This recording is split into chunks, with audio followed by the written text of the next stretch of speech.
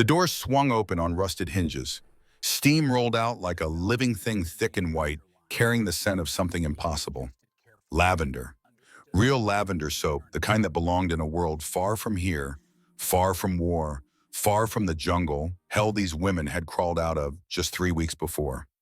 Nurse Reiko Tanaka stood frozen in the doorway of the Quonset hut, her bare feet cold against concrete that should have been stained with blood, but was somehow clean. Behind her, 5 other women waited in silence so complete it felt like prayer.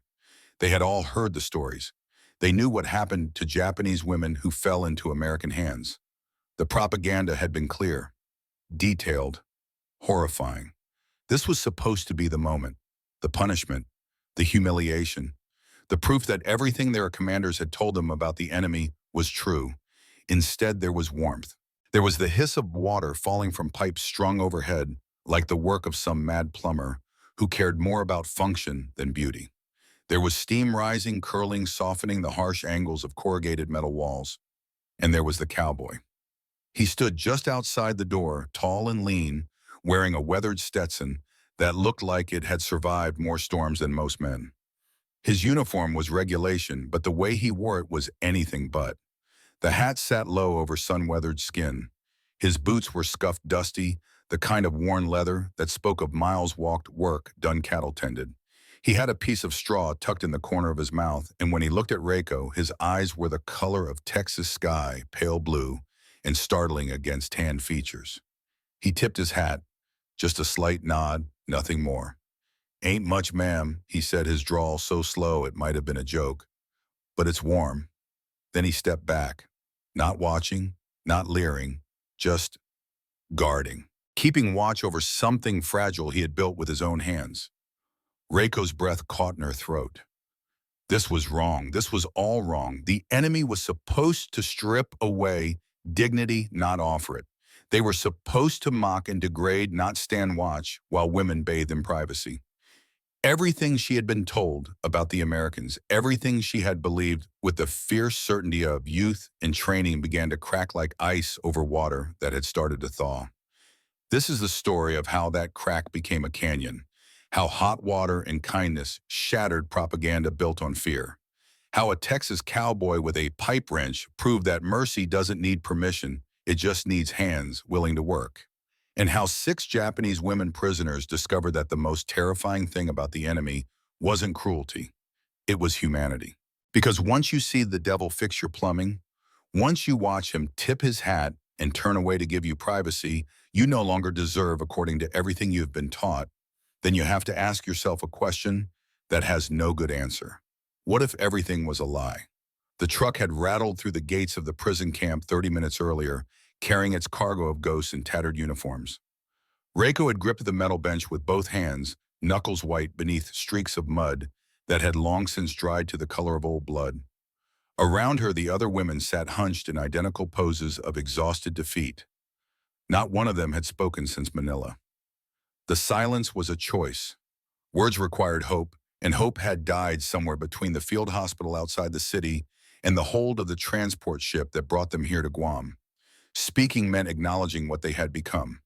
Prisoners, disgraced, alive when death would have been the honorable choice. Reiko had been 22 years old when she surrendered, a lifetime ago, 3 weeks ago. Time moved differently when you expected each moment to be your last. She remembered Nurse Ayumi Sato, 18 years old, baby-faced and terrified, crying in the corner of the hospital supply room the night before the Americans broke through the defensive line.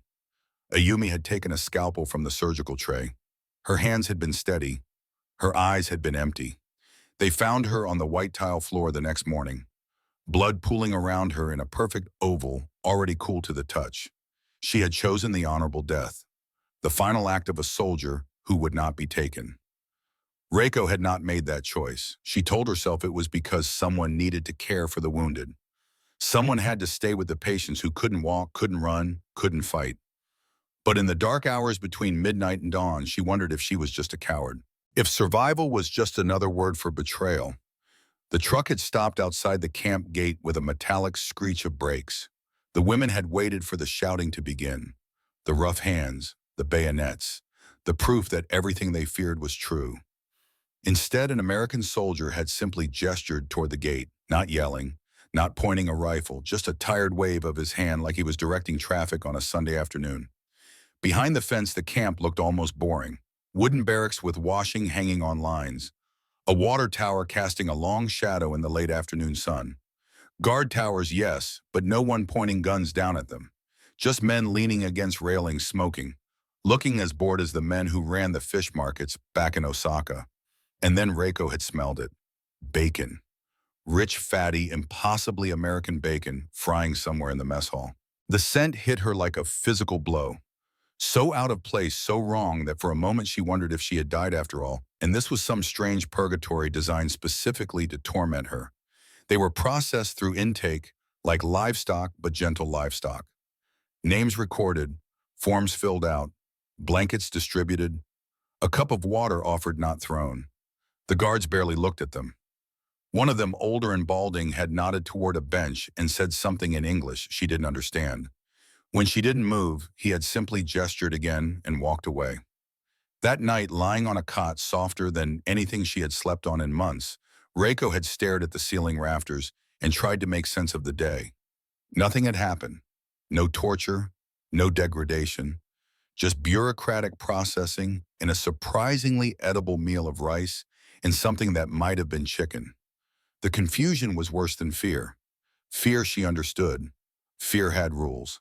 But this strange, almost kind indifference left her unmoored, floating in a space between enemy and human that she had been trained never to acknowledge existed. She didn't sleep that night. None of them did.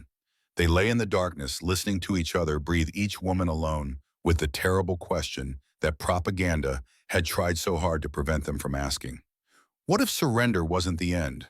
What if it was just the middle of something they didn't have words for yet? Corporal Elijah McGraw, called Dusty by everyone who knew him, stood outside the Quonset hut and chewed on a piece of straw from a batch he'd brought all the way from Texas. Old habit, helped him think. And he'd been doing a lot of thinking since the Japanese women arrived 3 days ago. He'd seen that look before. Not in people exactly, but in cattle. Back home in Blanco County during the Dust Bowl years when he was just a kid learning the ranch trade from his granddaddy. They'd had a herd go thirsty for 2 days when the well ran dry and the creek was nothing but cracked mud.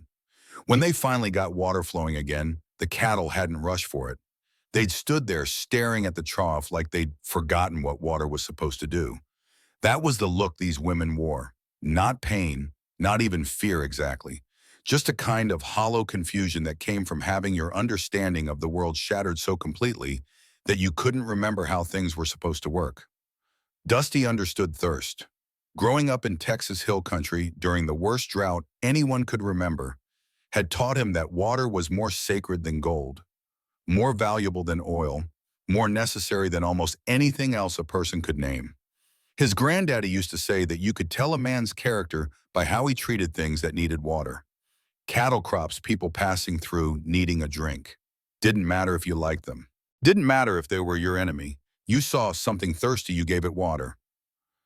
That was the rule. So when Dusty had walked past the Quonset hut on his second day at the camp and seen rust-colored water pooling out from under the door, he'd stopped.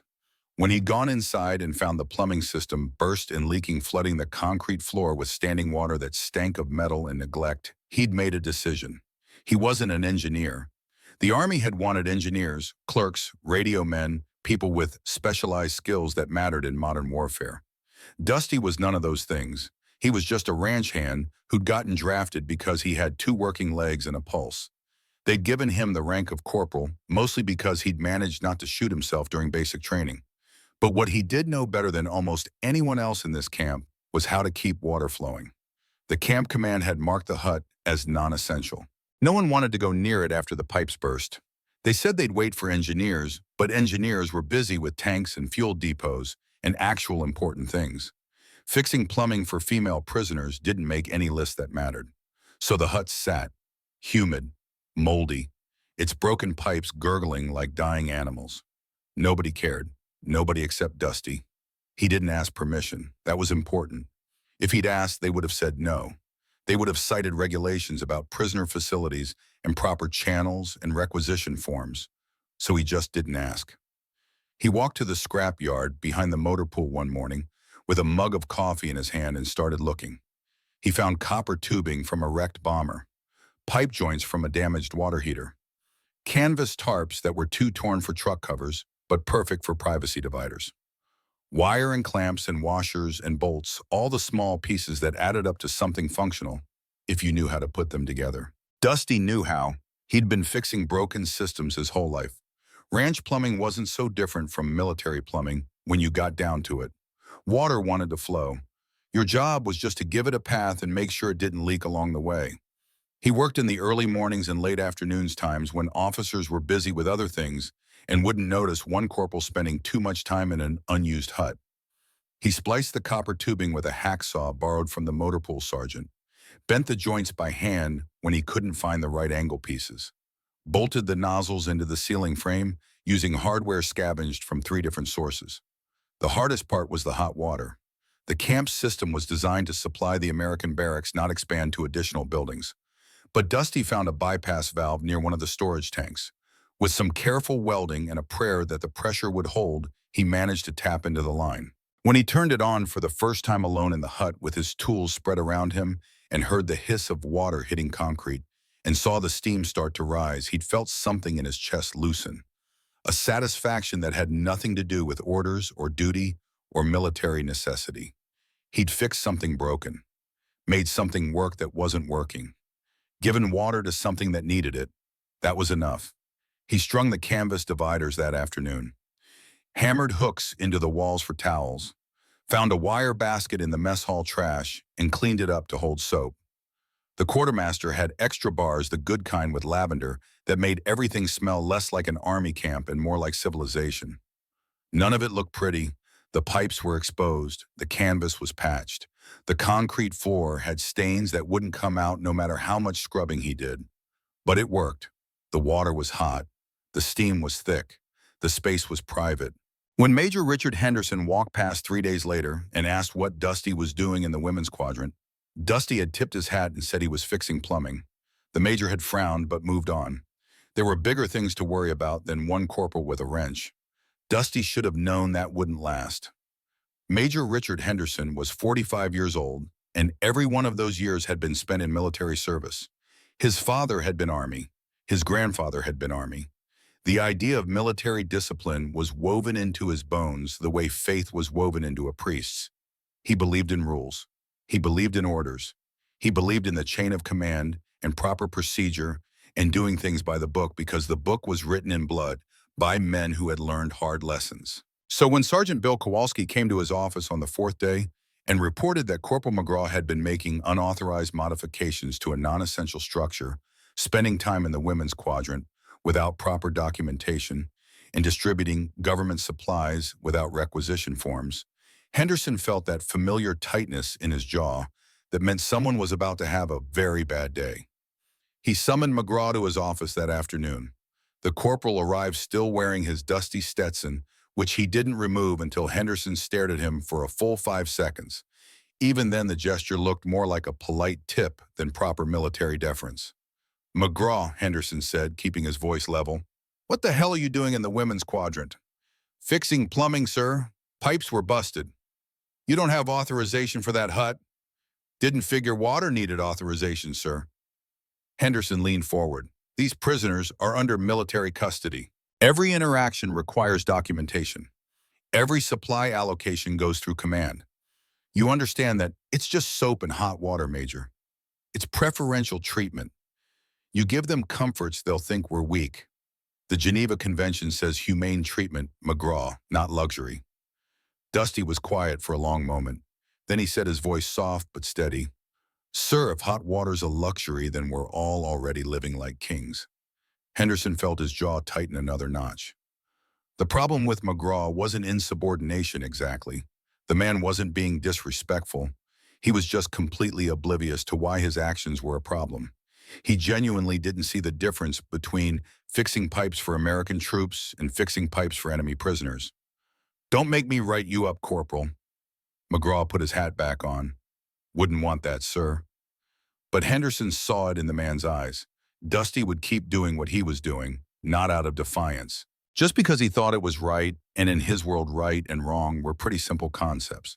Henderson waited until McGraw left, then called in Sergeant Kowalski. I want surveillance on McGraw. Every time he goes near that hut, I want it logged. Every supply he takes, every minute he spends there. Understood, Kowalski nodded. You want me to stop him, sir? No, just watch. Document everything.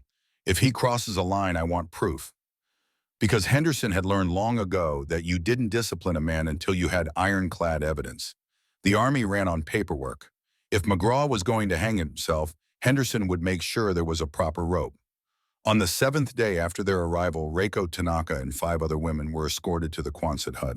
The guard who walked them there was the same older balding man from intake. He didn't speak, just gestured toward the door and stepped back. Reiko was the first to enter. The others followed, moving like shadows, each woman wrapped in her own private fear.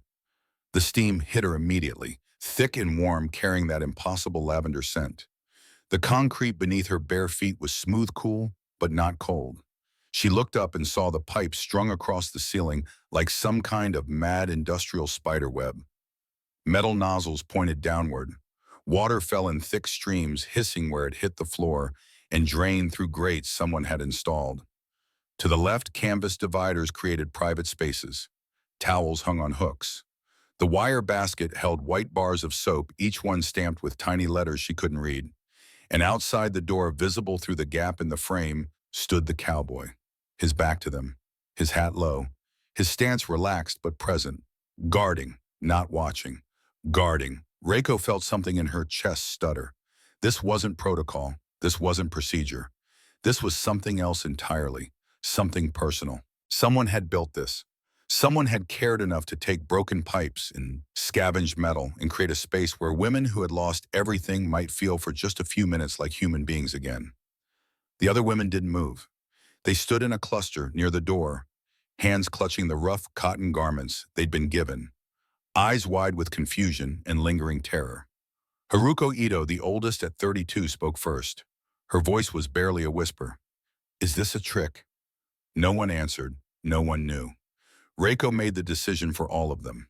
She stepped forward, moving toward the nearest canvas divider. Her hands shook as she reached for the buttons of her uniform. The fabric was stiff with dried sweat and worse things. It peeled away from her skin like shedding a dead layer. She stepped under the water. The heat hit her like a wave. Not scalding, just warm. Perfectly, impossibly warm. It ran over her shoulders, down her back, pooling around her feet. She reached for the soap with trembling fingers, lifted it, smelled the lavender, so delicate, so far from here. She touched the bar to her shoulder. Just once. Gently. The dirt slid away in gray streams down her arm. Weeks of filth, dried blood, the grime of jungle, and fear and surrender, all washing away in one simple moment of hot water and soap. Her legs gave out. She sat on the concrete floor, water raining down on her head, the bar of soap cradled in her lap like something holy. And she wept. Not quietly, not with dignity. She sobbed the way a child sobs, with her whole body shaking with the force of grief that had been held back for too long. Around her, the other women began to cry too. Haruko made a sound that was half gasp, half prayer. Yuki Nakamura, the youngest at 19, slid down the wall and pulled her knees to her chest, rocking back and forth. Keiko Yamamoto stood rigid under the water, fists clenched, tears streaming down her face, as she fought against the softness trying to break through her anger. They cried for Ayumi Sato and the choice she made. They cried for the lies they'd been told. They cried because the enemy had offered them dignity when their own commanders had offered only shame. But mostly they cried because for the first time since surrender, they felt clean. Outside the hut, Dusty McGraw stood with his back to the door and listened to the sound of 6 women weeping. He didn't move, didn't look, just stood there with his hand resting on the doorframe, his eyes on the distant mountains, giving them space to fall apart in private. Sergeant Kowalski watched from 30 feet away, clipboard in hand, writing down times and durations with mechanical precision. Neither man spoke. The water ran for 20 minutes before it finally shut off. The women emerged one by one clean, for the first time in weeks, wearing the plain cotton clothes that somehow felt softer than anything they remembered. Their hair dripped. Their skin smelled of lavender. Their faces were raw from crying. Reiko was the last to come out. She paused in the doorway, looking at the cowboy's back. He was humming something low and tuneless, a sound that might have been a song or might have just been the way he breathed. She wanted to say something. Thank you, maybe. Or ask his name. Or simply acknowledge this impossible kindness with words that would make it real. But her English was poor and her voice felt broken. So she just bowed a deep formal bow that he probably couldn't even see with his back turned. When she straightened, the cowboy tipped his hat without turning around. Just a slight lift of his hand to the brim, a gesture so small it barely qualified as movement. But Reiko saw it, and she understood. He knew. He knew what this meant. He knew what he'd given them. That night, lying on her cot in the barracks with her hair still damp and smelling of flowers, Reiko stared at the ceiling and let the impossible truth settle into her bones. The enemy had shown her mercy, not because he was ordered to, not because she deserved it, but because he was the kind of man who believed that everyone, even prisoners, even the defeated, even the enemy, deserved hot water and privacy in a moment of dignity. That changed everything, because once you know the devil can be kind, once you see him tip his hat and turn away to guard your vulnerability instead of exploit it, then every other truth you have been told starts to crack. And Reiko Tanaka, 22 years old nurse corporal in the defeated Imperial Japanese Army prisoner of war, in an American camp on an island she'd never heard of before, the war felt the first pieces of her old world begin to crumble. She didn't know what would grow in the space left behind. But for the first time since surrender, she thought maybe, just maybe it was worth surviving long enough to find out. 3 days after the first shower, Reiko returned to the Quonset hut. Not because she was ordered, not because it was scheduled, but because she woke up that morning and realized she wanted to. The wanting itself was strange, almost frightening in its normalcy. For weeks she had wanted nothing except for the pain to stop, for the fear to end, for time to move faster or slower, or simply cease altogether. Now she wanted something small and specific. She wanted to feel clean again. The other women came with her. They walked together across the compound in silence, their steps hesitant but deliberate. The guards barely glanced at them. The camp had settled into a rhythm of routine indifference. Prisoners came, prisoners went. The war was over. Everyone was just waiting for the paperwork to catch up with reality. Inside the hut, the steam was waiting like an old friend. Reiko moved to the same spot she'd used before, behind the same canvas divider, as if repetition could make this miracle permanent. The water was hot. The soap still smelled of lavender. Outside the door, the cowboy stood guard with his back turned, humming that same tuneless melody. Everything was the same. Everything was different. When Reiko emerged skin pink from heat and scrubbing hair dripping down her back, she noticed something new on the windowsill above the towel basket. Small, delicate, catching the afternoon light that filtered through the gap in the canvas-covered window. A paper crane, folded from silver foil. The wrapper from a Hershey's chocolate bar, she realized, recognizing the distinctive texture and the faint brown staining on one wing where chocolate had melted against the paper before someone cleaned it away. The crane was imperfect. One wing sat slightly higher than the other. The head was bent at an angle that suggested the folder had worked from memory, their hands uncertain but determined. But it was unmistakably a crane, the traditional thousand-year bird, the symbol of hope and healing that every Japanese child learned to fold before they learned to write their name in kanji. Reiko stood very still, staring at that small silver bird perched on weathered wood. She didn't touch it, didn't move it, didn't ask who had made it or why it was here. Some things didn't need questions. Some things just needed to exist, small and quiet and impossibly meaningful in the space between languages. The next day there were 2 cranes on the sill, then 3, then 5. Each one different, each one folded from trash transformed into treasure. Cigarette wrappers, wax paper from the mess hall, the corner of a Red Cross information pamphlet. Even a torn piece of brown paper bag creased and smoothed and folded into wings that would never fly but somehow already had. No one spoke about the cranes, not directly. The women would come for their showers and glance at the windowsill, counting silently, noting the additions. Sometimes a woman would arrive with a small folded square tucked into her palm, and when she left, another bird would have appeared among the flock. It became a language, a conversation conducted entirely in folded paper and shared silence. Each crane was a declaration. I am still here, I am still human. I still remember beauty. I can still create something delicate, in a world that has been nothing but harsh. Reiko added her own on the fifth day. She'd saved the wrapper from a lemon drop that the cowboy had tossed into her open palm 3 days before casual, as breathing not even breaking stride as he walked past. She'd tucked the yellow paper into her uniform pocket and carried it like a secret. That night, sitting on her cot in the dim light of the barracks, she'd worked the creases her mother had taught her as a child back when the world was smaller and safer, and folding paper birds was just a pleasant way to pass a Sunday afternoon. Her fingers had forgotten the pattern. She'd had to start over, twice the paper growing soft and fragile from repeated folding. But eventually the crane emerged lopsided and humble, its yellow wings catching what little light filtered through the barracks window. She placed it on the sill the next morning. Didn't look to see if anyone noticed. Didn't announce it.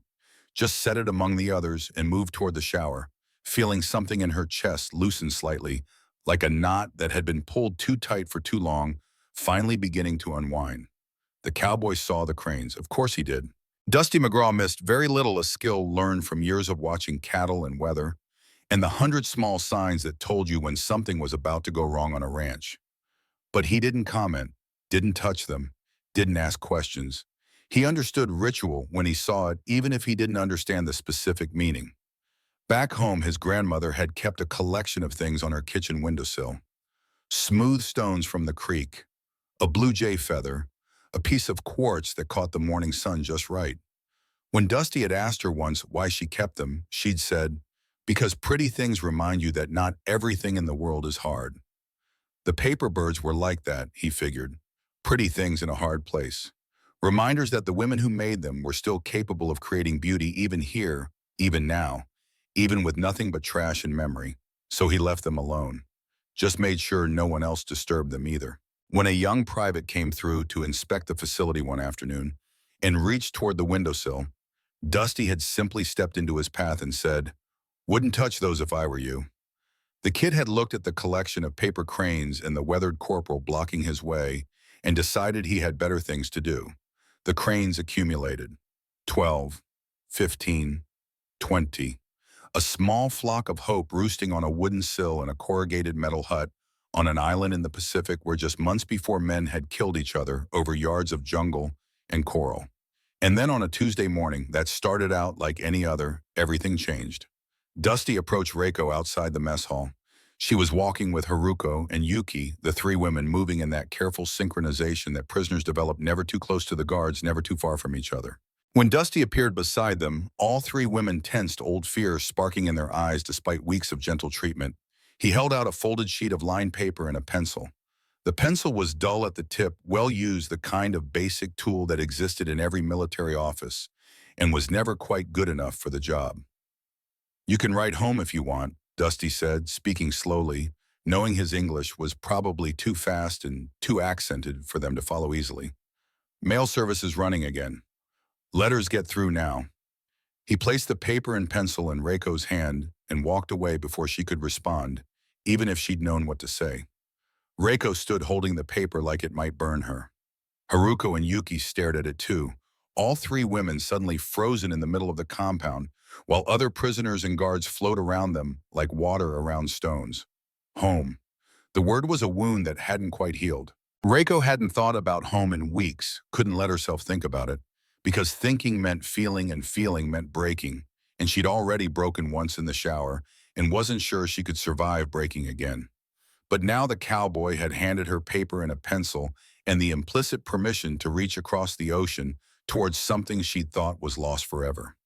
That night she sat on her cot with the paper spread across her knees and tried to write. The barracks lamp threw weak yellow light that made the blank page look jaundiced sick. Around her, the other women pretended to sleep while actually watching, their eye glinting in the darkness, like small animals waiting to see if it was safe to emerge.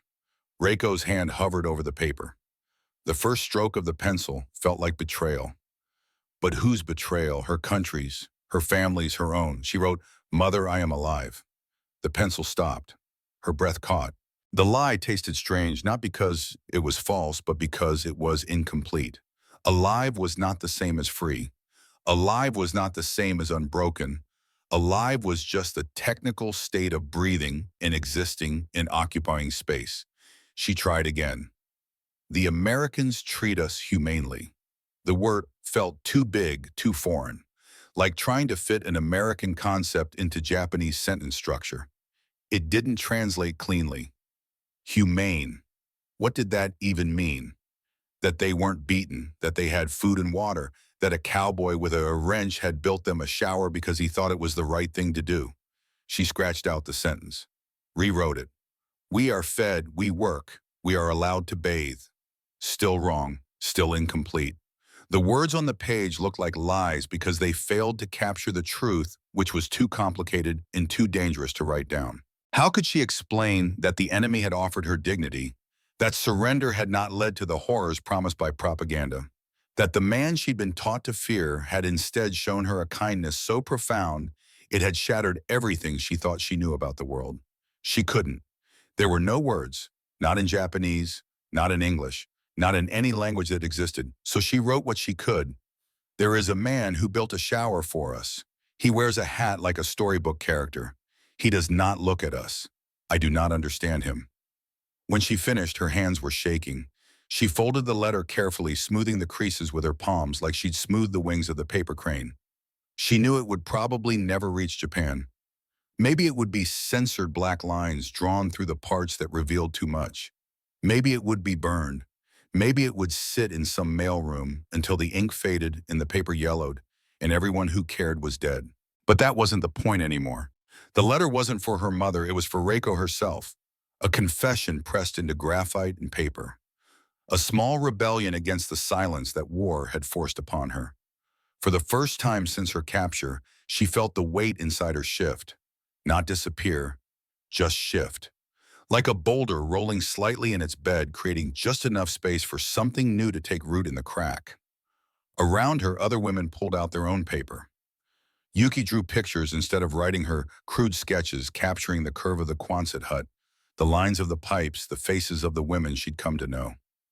Keiko wrote an apology to her brother, who had died in the Philippines, promising him that she'd tried to be brave, that she'd thought about following him, that she was sorry she chose life instead. Sachiko folded her paper without writing a single word, as if the act of preparation was enough, as if the potential for communication mattered more than the message itself. Dusty collected the letters the next morning, tucking them into a canvas pouch marked with faded stenciling, mail outgoing. He didn't read them, didn't ask what they said, just collected them with the same gentle efficiency he brought to everything, like he was gathering eggs from chickens who might spook if he moved too fast. But when he turned to leave, Sergeant Bill Kowalski was waiting. The Polish immigrant, with the loyalty of a hunting dog, stepped forward and held out his hand. Major wants to review these first, Kowalski said. Not apologetic, not hostile, just following orders. Dusty looked at the sergeant for a long moment. Then he handed over the pouch. What else could he do? He was a corporal. Kowalski was a sergeant. Henderson was a major. The chain of command was clear even when it was wrong. Later that afternoon, Dusty was summoned to Major Henderson's office. The message came on a clipboard passed along by a young recruit who couldn't meet Dusty's eyes. Bad sign. When privates couldn't look at you, it meant the officers had been talking, and when officers talked, corporals usually ended up regretting something. The office was hot, despite the fan rattling in the corner. 3 men sat behind a desk that seemed too large for the small room: Major Henderson, Captain Lewis from the legal office, and Lieutenant Barnes from intelligence. The presence of legal and intelligence meant this wasn't just a reprimand. This was an investigation. Henderson didn't waste time on pleasantries. You've been busy, McGraw, very busy for a corporal. Just doing my job, sir. Your job is motor pool maintenance. Last I checked, the Quonset hut isn't a vehicle. Dusty said nothing. Sometimes silence was the only defense. Captain Lewis shuffled papers. We have documentation of 17 unauthorized visits to the women's quadrant, 32 instances of supply distribution without proper requisition, installation of plumbing modifications without engineering approval, and now you're handling prisoner correspondence. Just collecting mail, sir, like anyone would. You're not anyone, Corporal. You're a guard in a prisoner of war camp. Every interaction with enemy combatants must be documented, supervised, and justified. Lieutenant Barnes leaned forward. He was younger than the others, with the eager intensity of someone who still thought military intelligence meant something important. Tell me, McGraw, Why the special treatment? What are you getting out of this? The implication hung in the air like smoke. Dusty felt something cold settle in his gut. They thought he was trading favors, seeking gratitude, using his position for personal gain of some unspoken, unsavory kind. He met Barnes's eyes steadily. I'm getting hot water to flow through pipes that were broken, sir. That's what I'm getting. That's not an answer. It's the only answer I've got. Henderson stood up and the movement silenced the room. McGraw, I want to be very clear with you. You are not being accused of fraternization, not yet, but you are being warned. The line between appropriate conduct and inappropriate conduct is very thin, and you're dancing on it like it's a tightrope. Never cross the line, sir. You built them a spa. I fixed broken plumbing. You give them soap and towels. Standard sanitation supplies, sir. You stand guard at their shower like a goddamn bouncer at a nightclub. Dusty felt his jaw tighten. I stand guard so they have privacy, Major. Same as I'd want for my sister if she was in their position. The room went very quiet. Henderson's eyes narrowed. You sympathize with them. I sympathize with anyone who needs hot water, sir. Man, woman, American, Japanese, doesn't matter. Water's water. Dignity's dignity. Captain Lewis cleared his throat. Corporal, the Geneva Convention requires humane treatment, but humane treatment has a definition. It means adequate food shelter and medical care. It does not mean luxury accommodations. Is hot water luxury, sir? Or is cold water just cruelty with an excuse? No one answered that. Henderson sat back down. He was quiet for a long time, studying Dusty with the careful assessment of a man trying to decide if he was looking at a fool or something more dangerous. Finally, he said, You're reassigned, effective immediately, motor pool full-time. You are not to go near the women's quadrant. You are not to interact with female prisoners. You are not to perform any maintenance on that hut. Am I understood? Dusty felt something crack inside his chest, small and sharp. Yes, sir. The hut can stay, the water can run, but you, McGraw, you stay away. That's an order. Understood, sir. Dismissed. Dusty stood, placed his hat back on his head, and walked out of the office into the bright Pacific sun. His hands were steady, his face was calm, but inside something was burning, a quiet rage at the way kindness could be treated like a crime, at the way dignity could be rationed like ammunition. That night he sat alone outside the motor pool staring at his boots, thinking about his granddaddy, and the rule about water, and the way the world sometimes punished you for doing the right thing. He didn't go back to the Quonset hut. Orders were orders, but he thought about the women who would return tomorrow and find the pipes dripping, the towels gone, the space slowly reverting to the broken thing it had been before he'd fixed it. And he thought about the paper cranes on the windowsill, their wings already beginning to sag with humidity and time. The next day when Reiko entered the Quonset hut for her scheduled shower, she knew immediately that something had changed.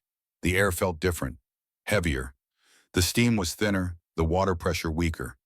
And when she turned the tap, her hand already anticipating the comforting warmth, the water that poured out was cold.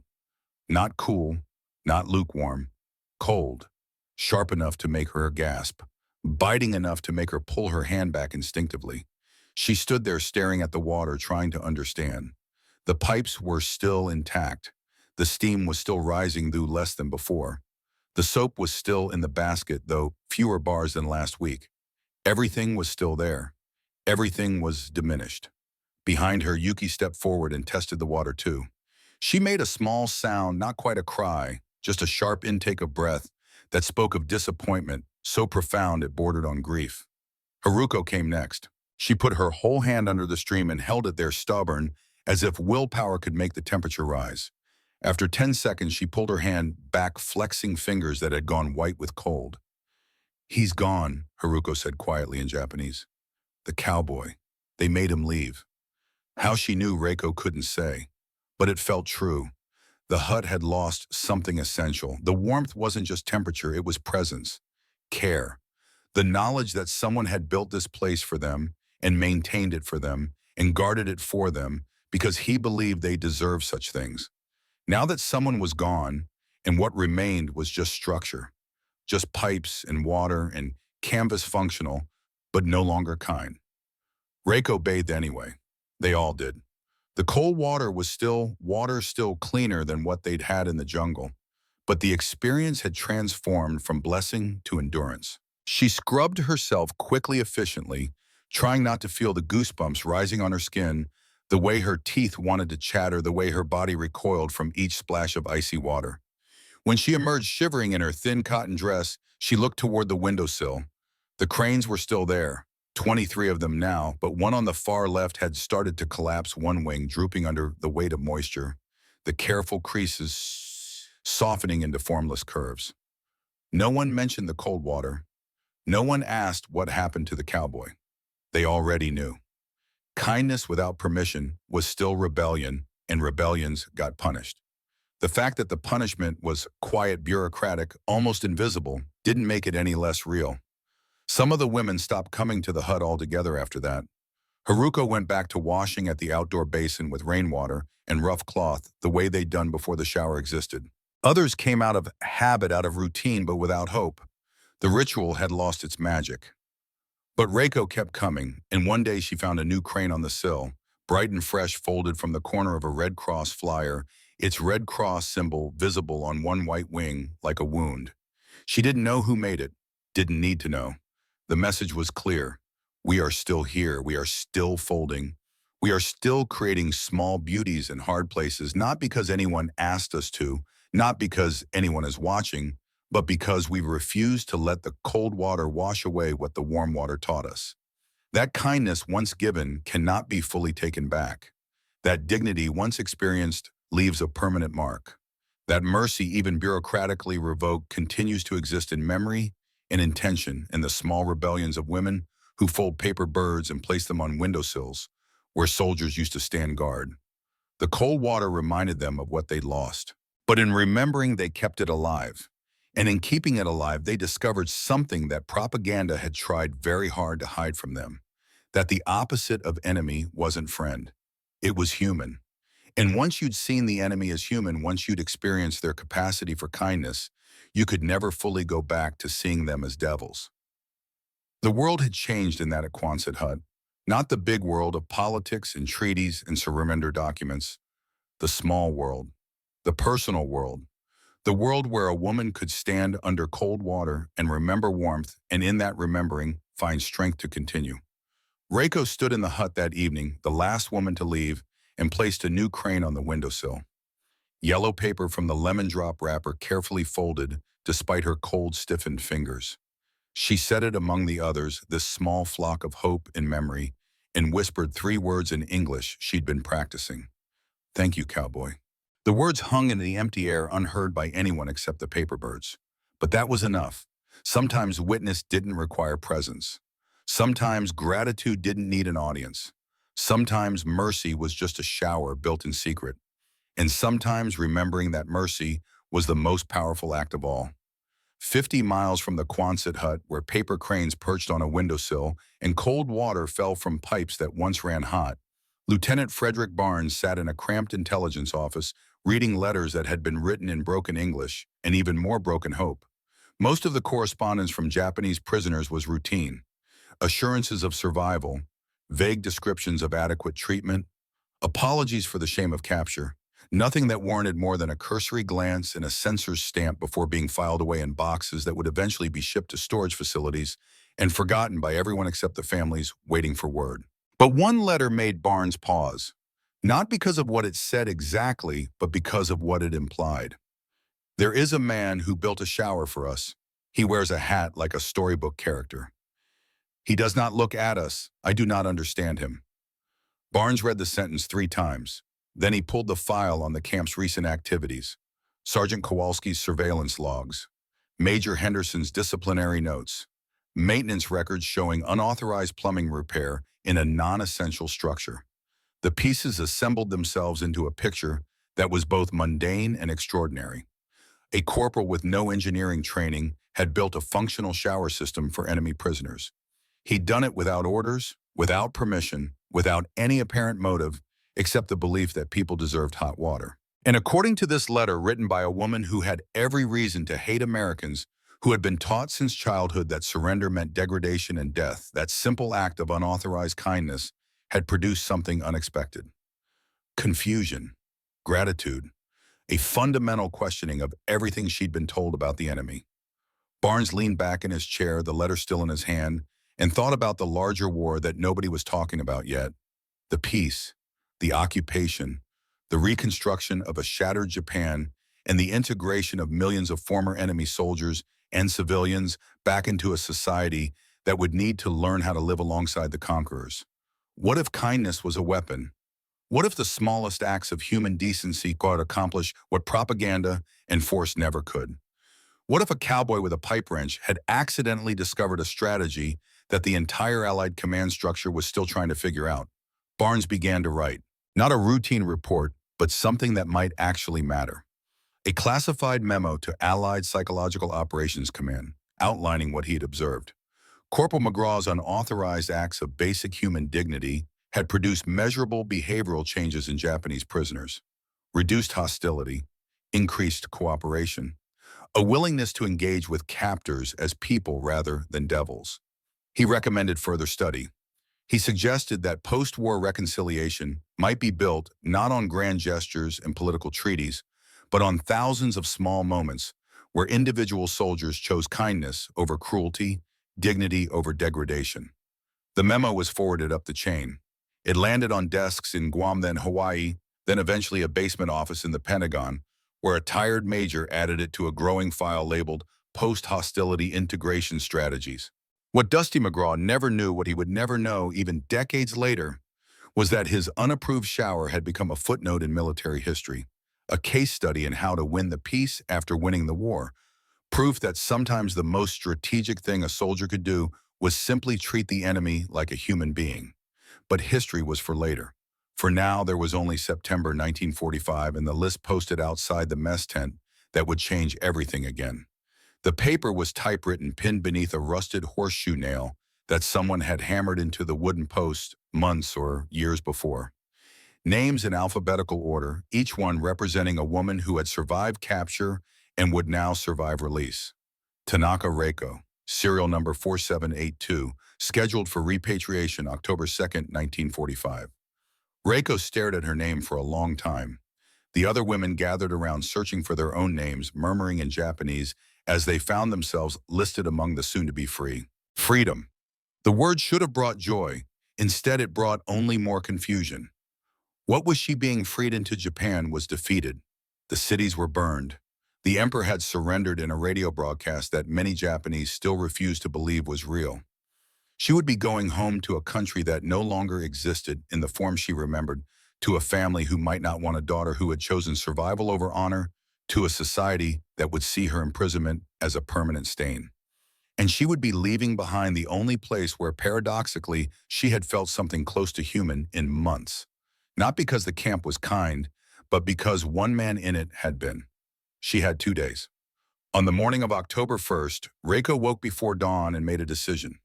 She dressed carefully in the cleanest version of her prison uniform, combed her hair with her fingers, and walked across the compound toward the motor pool where she'd seen the cowboy working the day before. The sun was just beginning to paint the eastern sky in shades of pink, pink and gold. The camp was quiet except for the distant sound of waves and the closer sound of metal on metal, a wrench turning, someone cursing softly in English at a stubborn bolt. Dusty McGraw was bent over a Jeep engine, his Stetson pushed back on his head, grease up to his elbows. He didn't see Reiko approach, didn't hear her soft footsteps on the packed dirt. He was focused entirely on the engine, the way a man focuses when he's trying very hard not to think about other things. Reiko stopped 10 feet away. She didn't call out, didn't announce herself, just stood there waiting the way she'd learned to wait in the jungle when patience was the difference between survival and stupid death. After a minute, Dusty must have felt her presence because he looked up, his hands stilled on the wrench. His eyes met hers across the space between them, and for a long moment, neither of them moved. What do you say to someone who saved you in ways that had nothing to do with rescue? How do you thank someone for giving you hot water, when what they really gave you was proof that kindness could exist even in war? Reiko didn't have the English. Dusty probably didn't have the words even in his own language. So they just looked at each other, this Japanese nurse and this Texas cowboy, two people who should have been enemies, but had somehow become something else entirely. Finally, Reiko bowed, deep and formal, the kind of bow reserved for teachers and elders and people who had changed your life in ways you couldn't quite articulate. When she straightened, tears were running down her face, but she was smiling. Dusty tipped his hat, that same slight gesture he'd made 100 times at the door of the Quonset hut, an acknowledgement that said everything without saying anything at all. Then Reiko turned and walked away, because staying would have required words neither of them possessed, and sometimes the most perfect conversations are the ones that happen entirely in silence. But she left something behind. On the hood of the Jeep, carefully placed where he would find it, was a paper crane. Yellow paper from the lemon drop wrapper he'd given her weeks ago, folded with trembling fingers into wings that would never fly but somehow already had. And tucked inside the crane, visible when he unfolded it hours later, with grease-stained hands that were suddenly gentle, was a scrap of paper with 4 words written in careful, halting English. "You make heart warm." Dusty stood in the motor pool holding that small yellow crane and that smaller note, and for the first time since his granddaddy died back in Texas, he cried. Not from sadness, from something else. From the knowledge that fixing broken pipes had somehow fixed something larger. Something he didn't have a name for but could feel in his chest like a light that wouldn't go out no matter how hard the world tried to extinguish it. He kept that crane for the rest of his life. In his wallet when he was still in the service. In a drawer beside his bed when he finally made it home to Blanco County. In a small wooden box on his mantle when he got too old to work cattle and spent his days on the porch watching Texas sunsets and remembering steam and lavender and 6 women who taught him that mercy didn't need language, it just needed intention. The ship that carried Reiko and the other women back to Japan was gray and crowded and loud with the sound of engines and humanity packed too close together. They slept in bunks stacked like coffins. They ate rice that tasted of metal and fish that might have been spoiled. They stood on deck when they could, watching the ocean stretch to a horizon that refused to bring them home any faster. Reiko didn't talk much during the voyage. None of them did. They were caught between worlds, no longer prisoners, but not yet free, no longer soldiers, but not quite civilians. Ghosts returning to a country of ghosts. She kept the chocolate bar Dusty had given her tucked inside her uniform blouse against her heart. It had melted and rehardened several times, misshapen and waxy, inedible but precious. She didn't know why she kept it. Maybe because it was proof. Maybe because when everything else seemed unreal, that small square of American chocolate was solid and tangible and true. When the ship finally docked at Yokohama port in mid-October, Reiko stepped onto Japanese soil for the first time in over a year and felt nothing. No relief, no joy, just a hollow recognition that this place, which should have felt like home, was as foreign as the American camp had been. The city was unrecognizable, buildings reduced to skeletal frames, roads cracked and buckled. The smell of ash still hanging in the air months after the firebombing had stopped. Children with eyes too old for their faces stood in the rubble, watching the returning prisoners, with expressions that contained neither welcome nor condemnation, just the blank acceptance of people who had seen too much to feel surprise anymore. Her family met her at the train station. Her mother was smaller than Reiko remembered, shrunken by grief and hunger. Her father's face was carved with new lines, deep furrows that spoke of worry and shame, and the terrible burden of having a daughter who survived when so many sons had not. Her brother was present only as a photograph on the family altar, forever young, forever dead, forever more honorable than the sister who chose to live. They didn't embrace, didn't cry, didn't express joy at her return. They simply bowed, formal and distant, and walked her home through streets that no longer existed in the configuration she remembered. That first night, sitting in the rebuilt corner of their half-destroyed house, eating rice that was more water than grain, Reiko tried to tell them about the camp, about the cowboy, about the shower and the soap and the impossible kindness of an enemy who had every reason to be cruel. Her mother's face had gone very still.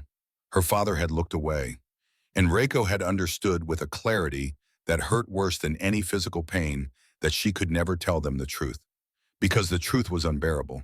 The truth was that the enemy had treated her better than her own commanders had promised. The truth was that she had cried not from cruelty, but from kindness. The truth was that she owed her humanity to a man in a Stetson who had fixed pipes because his grandfather taught him that water was sacred. That truth would destroy them. So she stayed silent, ate her rice, thanked them for taking her back, and carried the story like a secret that would never be spoken, but could never be forgotten. 3 weeks later, she was washing dishes in a metal basin when she put a kettle on to boil. She watched the flames lick the bottom of the pot, watched the first wisps of steam begin to rise, and when the full steam finally poured out thick and white and smelling of nothing but water, something inside her broke. She sat down on the floor, put her face in her hands, and wept. Not quietly, not with control. She sobbed with her whole body shaking with the force of grief that had been held back for too long. Her mother found her there 20 minutes later, still crying, the kettle boiling over steam, filling the small kitchen like a ghost that had followed her home across the Pacific. "What is it?" her mother asked. "What hurts?" But Reiko couldn't answer. How could she explain that the steam reminded her of a Quonset hut in Guam? That hot water had become a kind of prayer, that she was crying not for what she'd lost, but for what she'd been given, for the brief moment when an enemy had seen her as human and treated her accordingly. She couldn't. So she just shook her head and let her mother hold her and tried to pretend the tears were about something simple, something that could be comforted, something that time might heal. But in her heart, she knew the cowboy had changed her. The shower had changed her. The small act of fixing pipes had opened a crack in her worldview that could never be fully sealed. And through that crack, light was pouring in. 40 years passed like water, slow at first, then faster as the current of life picked up speed. Reiko married a teacher who asked few questions about the war, had a daughter, Akiko, who grew up in a Japan rebuilt and reshaped into something half American, half itself. Watched her country transform from enemy to ally, from devastated to prosperous, from closed to open in ways that would have seemed impossible in 1945. She never told her husband about the cowboy, never told her daughter the full story. She worked as a nurse in a Tokyo hospital, delivered babies, tended the sick, taught young nurses how to care for patients with dignity and compassion. And every time she turned on hot water to wash her hands, she paused, just for a second, just long enough to remember.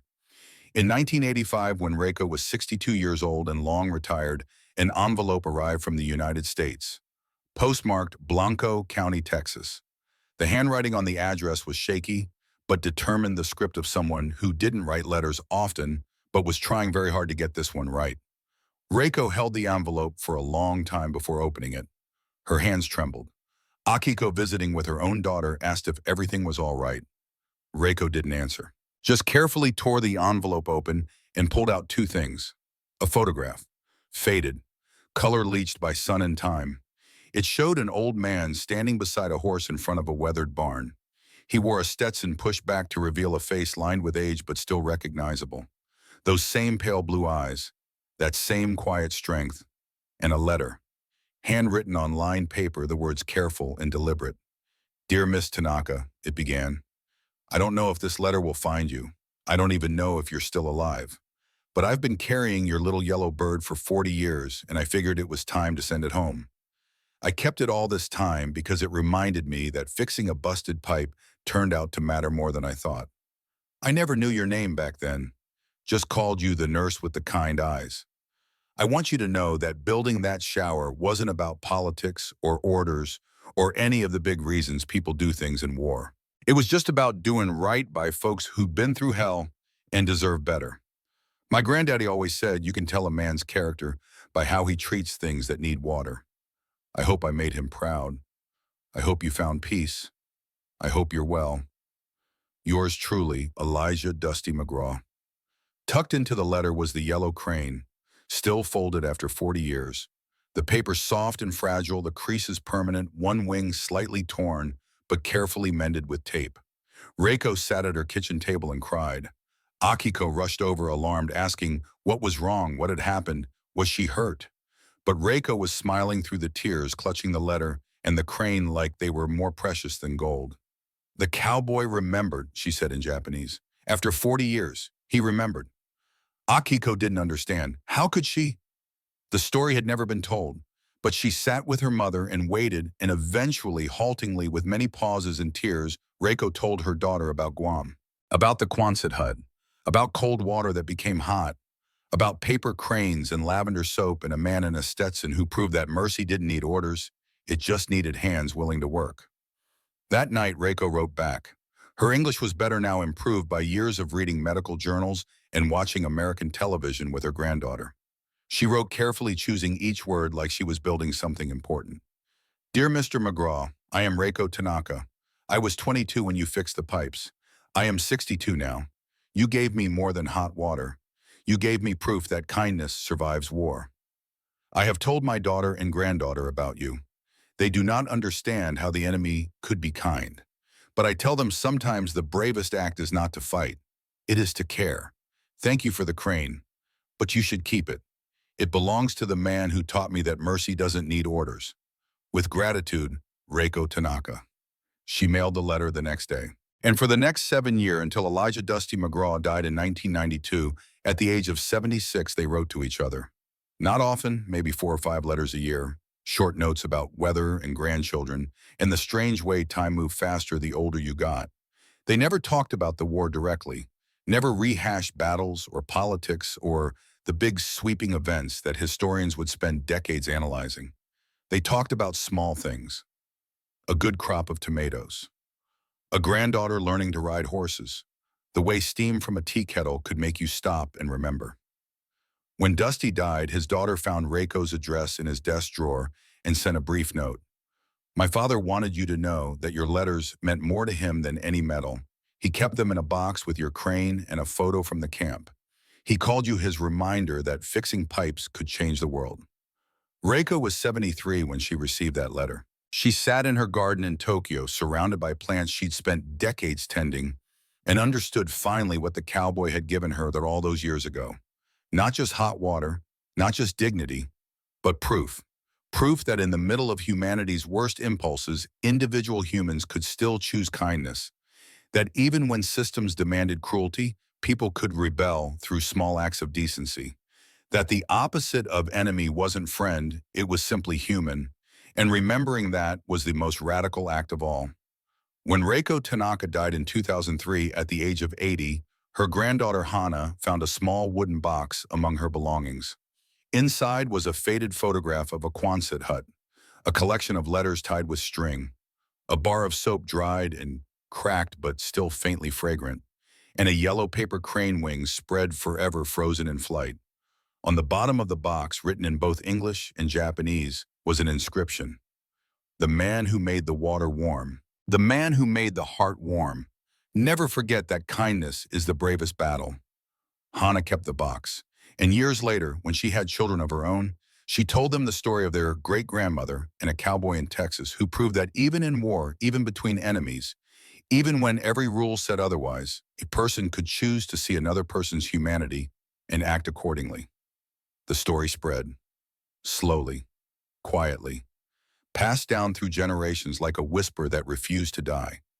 And in that spreading, that quiet insistence on remembering one small act of unauthorized kindness, the cowboy's legacy lived on. Not in history books, not in medals or monuments, but in the understanding that mercy doesn't need permission. Dignity doesn't need approval. Kindness doesn't need orders. It just needs hands willing to work, and a heart willing to see the human behind the enemy. Because in the end, war is remembered in dates and battles and the grand movements of armies. But peace is built in moments, in showers and soap and paper cranes, in steam rising and enemies weeping, in the small rebellions of people who refuse to hate simply because they're told to. And sometimes, if we're very lucky, those small rebellions echo across decades, across oceans, across the vast distance between enemy and human, between stranger and friend, between the world as it is and the world as it could be.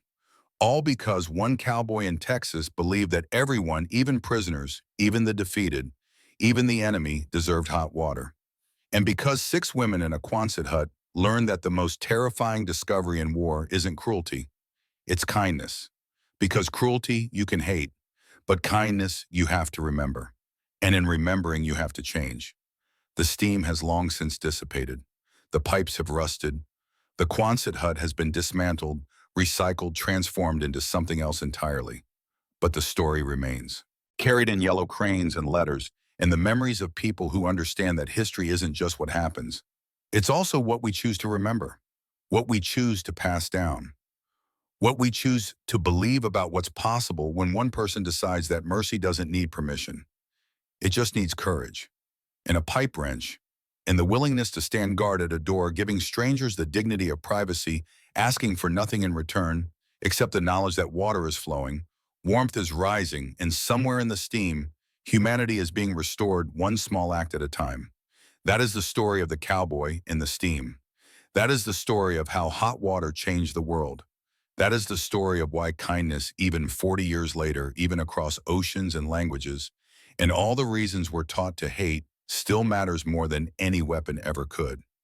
Remember it, tell it, pass it down, because the cranes are still flying, and the water somewhere is still warm.